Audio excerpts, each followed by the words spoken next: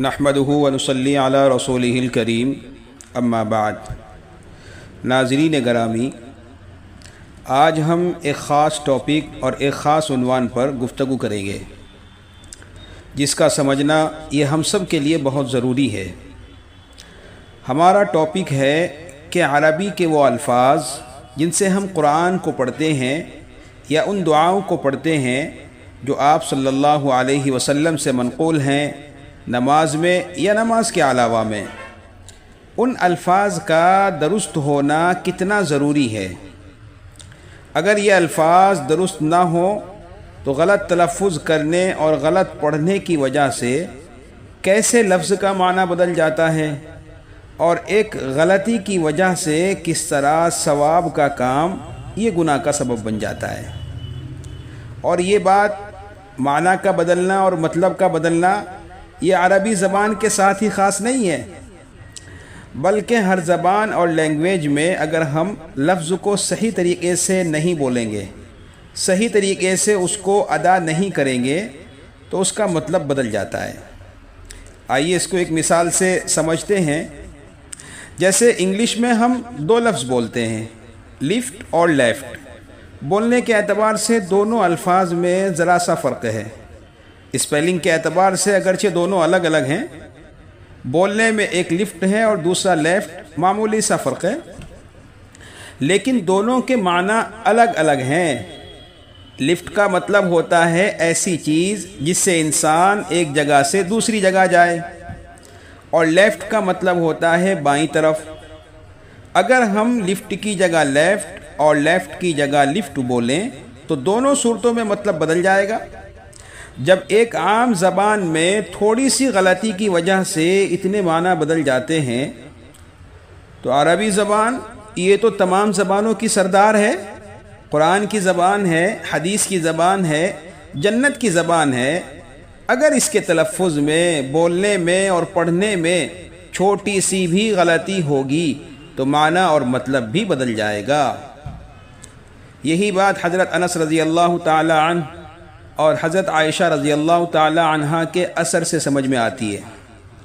رب قارئ للقرآن والقرآن یلعنہ، بہت سے قرآن پڑھنے والے ایسے ہوتے ہیں کہ قرآن ان کے اوپر لعنت کرتا ہے، یعنی غلط پڑھنے کی وجہ سے معنی اور مطلب دونوں بدل جاتے ہیں۔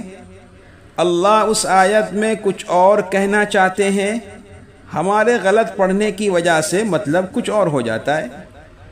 اس لیے ثواب تو ملنے سے رہا، بلکہ قرآن الٹا اسی کے اوپر لعنت بھیجتا ہے، اور لعنت کا اصل سبب الفاظ کا صحیح نہ ہونا، قرآن کا صحیح نہ پڑھنا، یہ اصل سبب ہوتا ہے۔ درمیان میں ایک بات میں آپ کو اور بتا دوں کہ یہ جو عربی کے الفاظ رب قارئ للقرآن والقرآن یلعنہ میں نے پڑھے ہیں، یہ حدیث نہیں ہے، اس لیے اس کو حدیث کہہ کر آپ صلی اللہ علیہ وسلم کی طرف منسوب کرنا بھی درست نہیں ہے، بلکہ یہ الفاظ حضرت انس رضی اللہ تعالی عنہ اور حضرت عائشہ رضی اللہ تعالی عنہا کا اثر ہے، یعنی یہ بات ان حضرات سے منقول ہے، انہوں نے اس بات کو کہا ہے۔ اور اس بات کو امام غزالی رحمۃ اللہ علیہ نے اپنی کتاب احیاء علوم الدین میں نقل کیا ہے، اور دیگر کتابوں میں بھی یہ بات ہمیں ملتی ہے۔ تو یہ بات میں نے بتائی کہ یہ حدیث نہیں ہے، بلکہ ان حضرات کا اثر ہے۔ ہم جو اصل بات کر رہے تھے وہ اس عنوان پر کہ عربی کے الفاظ کا درست ہونا کتنا ضروری ہے۔ یہ بات میں آپ کو ایک مثال سے سمجھاتا ہوں۔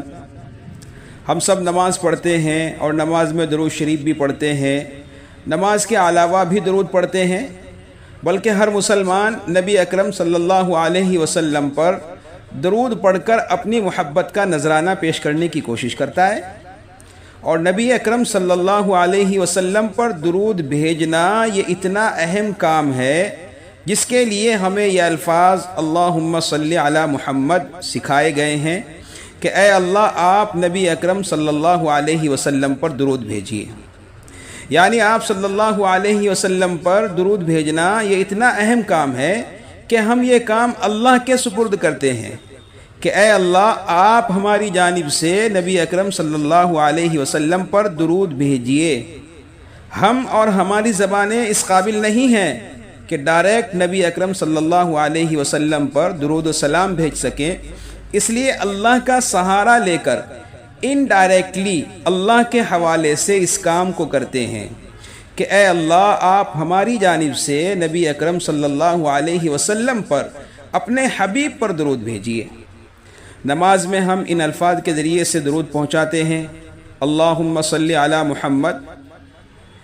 یہاں یہ جو اللہم صلی علی محمد جس کے معنی کہ اے اللہ نبی اکرم صلی اللہ علیہ وسلم پر درود بھیجیے، یہ جو درود بھیجنے کے معنی آ رہے ہیں یہ لفظ صلی کی وجہ سے ہے، اور یہ صلی صاد کے ساتھ ہے۔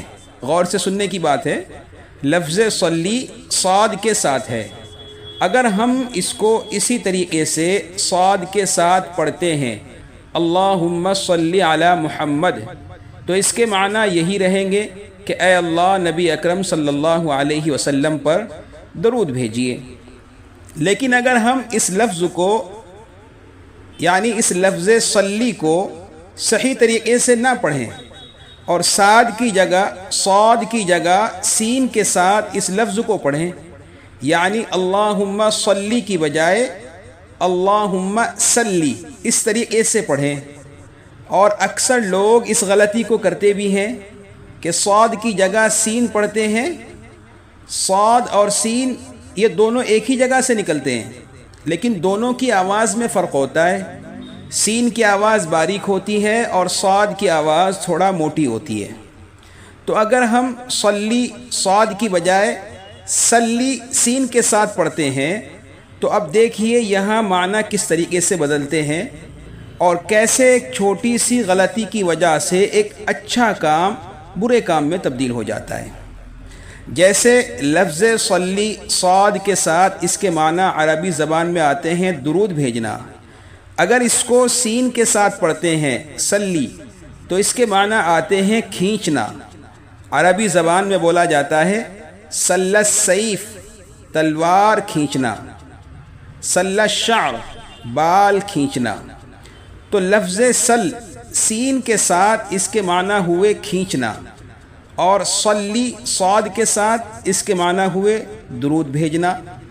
اب اگر ہم صاد کے ساتھ پڑھتے ہیں تو اس کے معنی ہوں گے کہ اے اللہ نبی اکرم صلی اللہ علیہ وسلم پر درود بھیجیے، اور اگر سین کے ساتھ اللہم صلی علی محمد پڑھتے ہیں نعوذ باللہ تو اس کے معنی ہوں گے کہ اے اللہ نبی اکرم صلی اللہ علیہ وسلم پر کھینچیے، نعوذ باللہ۔ کیا کھینچنا ہے یہ واضح نہیں ہے، لیکن یہ کھینچنے کے معنی اچھے معنی نہیں ہے، یہ اپنے آپ میں برے معنی ہیں کہ اے اللہ نبی اکرم صلی اللہ علیہ وسلم پر کھینچیے۔ اب دیکھیے کس طریقے سے مطلب بدل گیا۔ ظاہری طور پر ایک چھوٹی سی غلطی ہے، صلی کو صلی باریک آواز میں پڑھ دیا، صاد کی جگہ سین پڑھ دیا۔